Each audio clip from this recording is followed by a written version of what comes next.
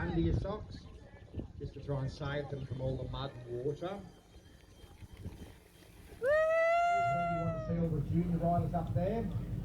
The Fresh Crits of Melbourne is back, and he's now entertaining himself in a bit of a CX race in Shepparton, Fruits of the Valley, and we're off. This is CX racing at its best. It's the first race that I've ever done, and it is hot from the gun. Full sprint, maxing out 1,000 watts just to keep up with the boys. For those who have never seen a CX race before, stay tuned because you're in for some absolute laughs. It's chaos, these races, absolute chaos. It's almost like there's no rules. Dive bombing permitted, rubbing shoulders is fine. Bit of a touch of wheels here, got to keep it upright. Back on the gas, you don't want to be dropping positions this early in the race. So I knew the race was going to be bloody hot from the start, but I didn't expect it to be this hot, and that's absolutely fine. I just needed to find my rhythm. The problem is, though, I'm absolutely out of form, haven't been riding, so the watts are not what it once was. But that doesn't matter because this race isn't just about watts. Dive bombing here, they love it. This race isn't about just pure raw power. Your bike handling has to be top notch as you navigate over stairs, through gravel, tarmac, dirt, sand, mud, grass, whatever you've got, throw it at CX races because they're all for it. So we're coming on the back part of the course here. I'm trying to get good position inside line, trying to sneak through this gate, but that gets absolutely shut down and I'm nearly forced into the gate, but they don't care because this is CX racing. We're onto the grass now, so you're obviously having to try to spin as fast a cadence as you can. You're trying to find those smooth, fast, harder lines on the grass when it's like this, because the slower, the thicker the grass is, the slower you're going to be pushing. There's a little bit of congestion here as we come through these tight little sections over a bit of sand underneath the grand stadium of the BMX track out at SHEP. As we're faced with a bit of sand, spin that high cadence, find that better line as I do here, drop down. And now I'm thinking, I'm just going to sit in here, get a bit of a draft, recover up, take it easy a little bit, you know. I'm already 174 beats.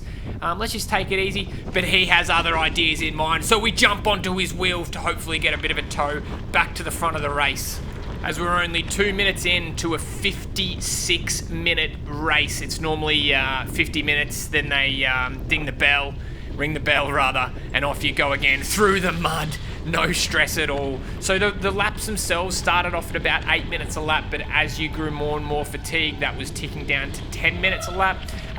The course itself is about 3Ks, and it is all in a really compact area, like I said before, in the Shepparton BMX and Velodrome. So now we're into the far side of the course, and it's going to start getting real tight and twisty.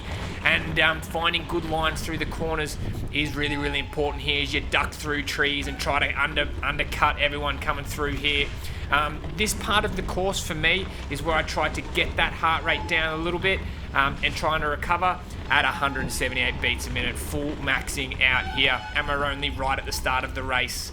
You can hear the squeal of the disc brakes as they're all heating up with mud and water all over the disc, full contamination early on as you're on the brakes trying to squeeze through the tightest lines. We drop down here, you've got to take really close line to that pole on the right hand side, and now it's on the gas, 600 watts. This is the passing lane. This is where you want to be trying to unleash and trying to put the rest of the guys under a bit of pressure.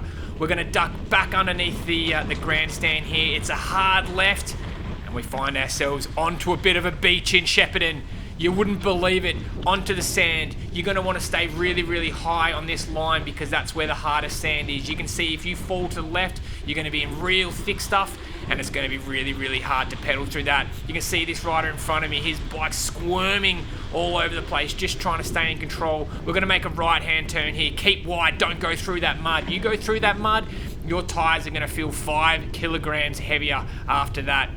So we're going to come down here, we're going to take a right. Now, in training, I was able to ride on the left-hand side of this, but I was surprised they put a barrier in there. So off the bike, you're running up the stairs in order to stay with the bunch. Back down the hill, trying to clip in madly as you're back on the pedals, going back up the hill.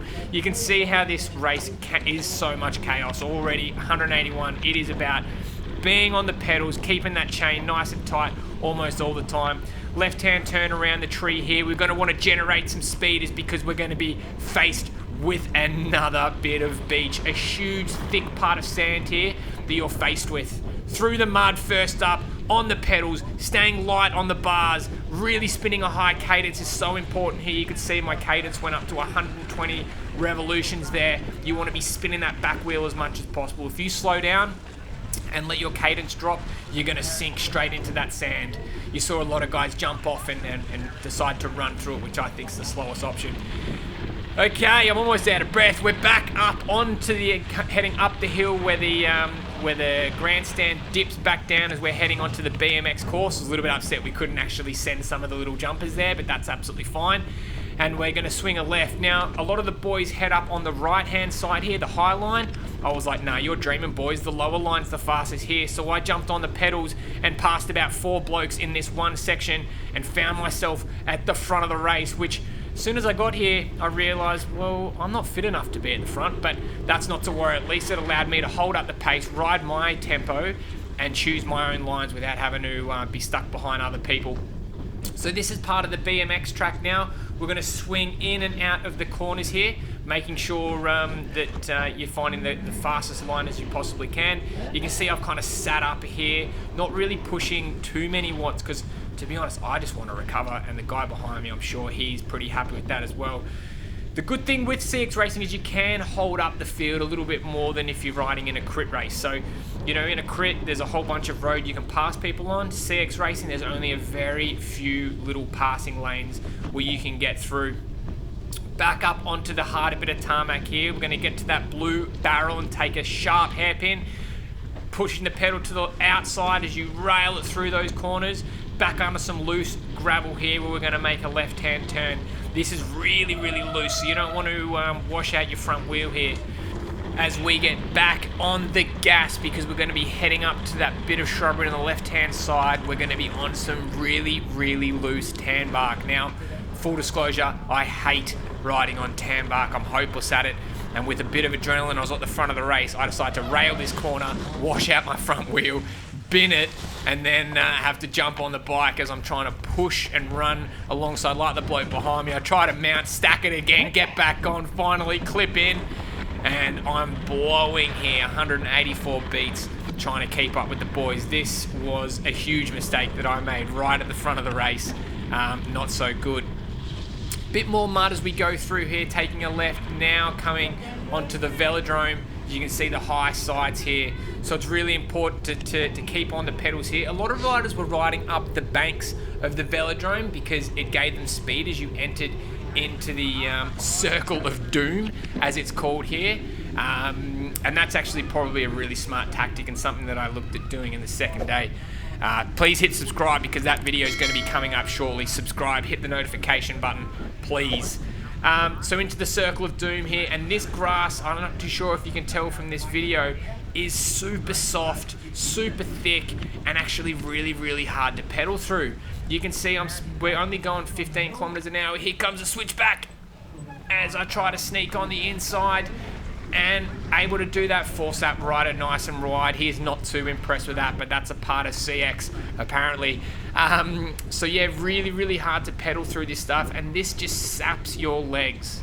Absolutely saps your legs. The bike's already feeling heavy with all the mud, all the gravel and crap that's all in your tires and on your frame. So your bike naturally feels 2 kilograms heavier as we're still riding through this really thick grass. And we're coming to the start-finish line, and that is 1 lap done, ladies and gentlemen. Whew. I definitely need a drink after that one. So there's actually, 15 more Ks to go and about another just under 50 minutes left of this race. I'm currently sitting in 4th position. But what I want to do now is highlight a couple of other different sections of this race, take you through where I stacked it, what I could have done better, and how I could have done to improve that. So make sure you grab a cold one, stick around because there's plenty more to discuss. Before you do that, like I said before, hit that subscribe button because I've got a few more of these races to put up. There's a fair bit in the backlog, so if you do like cycling videos, be it crit racing, now CX racing, gravel stuff as well, with power data and all that kind of stuff overlaid with me rambling on, please get around the channel and support, so it does a lot. All right, let's get stuck in. So I've skipped a couple of minutes here. We're battling out with number 241, which is Camden McLean, and I just wanted to highlight how a bad line can really slow you down. He stayed high, I went right, didn't realise there was a massive dip, lost a bit of balance, ended up nearly in the fence, and just by that one simple mistake, that's 3 to 4 bike lengths, and there goes Paul Speed straight over the top, no mess, and I wish you could see him in the back camp, but there's a bit of mud on it. So just some little things that you need to be taking in. You need to be looking at when you're doing the reconnaissance around the course to check out different lines, making sure that you're knowing exactly where you're going to go each time you go around, and if you do have a plan B, knowing what's coming next, so at least you can prepare and plan for it. Anyway, we'll skip ahead a little bit more. So I've skipped ahead a couple more minutes, and I wanted to highlight here the difference between power versus bike handling. So right in front of you now, we've got R33 Superstar, an all-round top bloke, Paul Speed, who is known in the crit scene as a powerhouse, as well as being super aero. But Speedy, the one thing, aero means squat when you are only pushing 20 kilometers an hour. So this is where the bike handling aspect does come in, where Speedy may or may not have some questionable abilities there. I'm sure he doesn't mind me saying that. So as we jump onto the tarmac here, where power does rule, you can see Speedy pulling away. He's gritting his teeth and he's burying himself super deep, and as soon as we make a right hand turn onto the thick grass, where once again bike handling is almost irrelevant and it purely comes down to how many watts you can put out, you can see Speedy again pulling away from me, already put in a couple of bike lengths as I wipe a bit of mud off the camera there. However, in saying that, if he's also riding canty brakes whilst I'm running discs, as soon as we get to that middle of the circle of doom, which requires you to really brake hard, throw your weight around so you can throw that bike into that left-hand corner, you can see I've made up all those spaces back to Speed, and I'm once again on his rear wheel. However, the grass is not over and power does rule, as you can see slowly him pulling away. So I guess that brings to the next question. If you do consider yourself maybe not as fit as you once were, but you do fancy yourself as a decent bike handler, sign up to some CX races. There's a few more left in the winter months, so please do that, because you're going to have an absolute ball. Now, I'm sure Speedy's probably going to be saying to me after this, it is worth noting that he did beat me in this race by 30 seconds. So, yeah, who knows? Maybe power does rule after all. Alright, so we're in the closing 300 meters now, and it could not come soon enough. It was a brutal race. It really was. Short, 56 minutes. Yeah, look, I wouldn't change it for a second. It was some of the best fun I've had on a bike. So yeah, that's pretty much it. Finished up 9th. I'll put the results up now with the top 10 in there, just squeezing in. But look, like I said before, like, subscribe. If you see yourself in the mix, write a comment. If you think there's things I could do better, write a comment. There's going to be a day 2 of this event up real shortly. So yeah, make sure you subscribe for that one. Guys, thanks again. Ciao. Yeah, I was wondering what happened. I've gained so much in the next 3. You just slowly caught back. VO2 max. Yeah, I got that as well.